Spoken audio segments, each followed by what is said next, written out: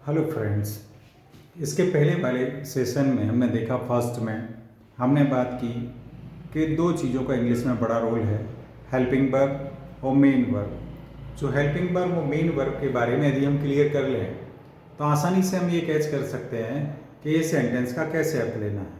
तो session 1 session 2 में यदि आप देखेंगे तो आपको ये बहुत अच्छे से क्लियर हो जाएगा कि कौन से सेंटेंस का कैसे अर्थ लेना है। इसको मैंने आपको डिस्क्राइब किया हुआ है कि हेल्पिंग वर्ब, पहले मेन वर्ब आप देख लेंगे तो आपको समझ आ जाएगा कि मैंने बात की हुई है कि इंग्लिश में कौन सा वर्ब का फॉर्म कहाँ लगता है। तो आप देखेंगे जैसे मॉडर्स वर्ब है, इंडेफिनिट टेंस है, इनमें फर्स्ट फॉर्म आता है, कंटिन्यूअस, परफेक्ट कंटिन्यूअस, इन 6 में वर्ब का आईएनजी फॉर्म आता है, परफेक्ट और पैसिव वॉइस में वर्ब का थर्ड फॉर्म आता है। अब इसके बाद केवल एक चीज़ रह जाती है कि कौन से हेल्पिंग वर्ब से कैसे अर्थ लेना है।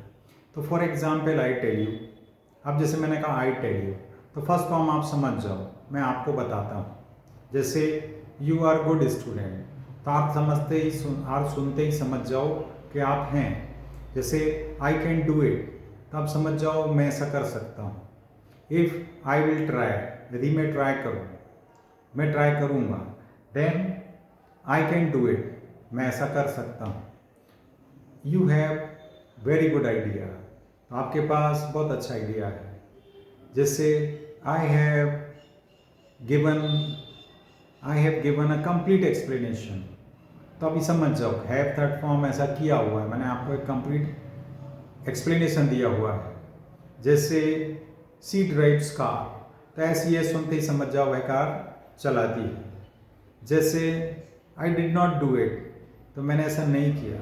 डिड नॉट है ना, तो ऐसा किया नहीं किया।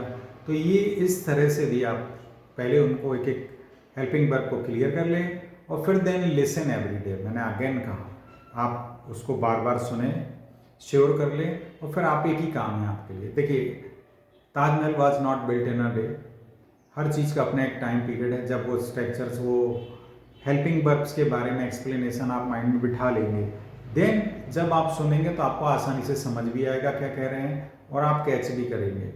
तो इसके लिए आप 15 मिनट लिसनिंग और 15 मिनट रीडिंग, एक ये सिंपल सा साइंस है। चाहे इंग्लिश सीखना हो, कंप्यूटर सीखना हो, राइटिंग इम्प्रूव करना हो, कोई टेक्निकल स्किल सीखना हो, नॉन टेक्निकल, किसी भी टाइप के चेंजेस कैसे आएगा। तो उसका एक सिंपल सा लॉजिक ये है कि जब कोई चीज़ पे हम रेगुलर प्रैक्टिस करते हैं तो हमारा माइंड उन चीज़ों को नेचुरली कैच करता है, और जब हम उस पर लगातार काम करते हैं तो वो चीज़ें श्योर हो जाती हैं और ज़्यादा क्लियर होते जाएगा, and you will be able to understand. और you can listen me in upcoming videos, I will talk to you in English so that you can understand how to use all that information.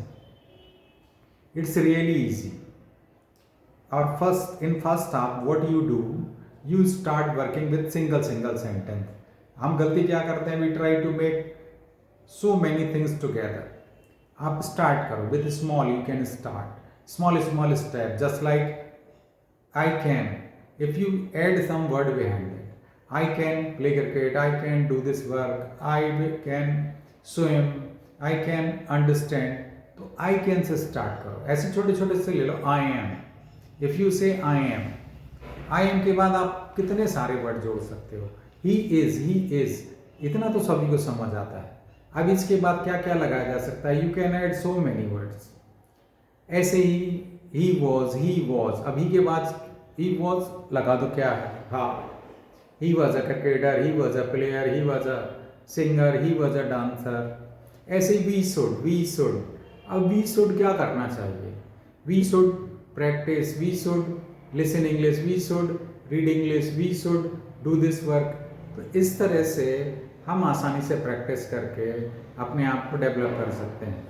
तो I suggest you in session first, in session second, आप उसको अच्छे से सुनिए, समझिए, note करिए, और I give you this in this video, I give you the idea how to use them.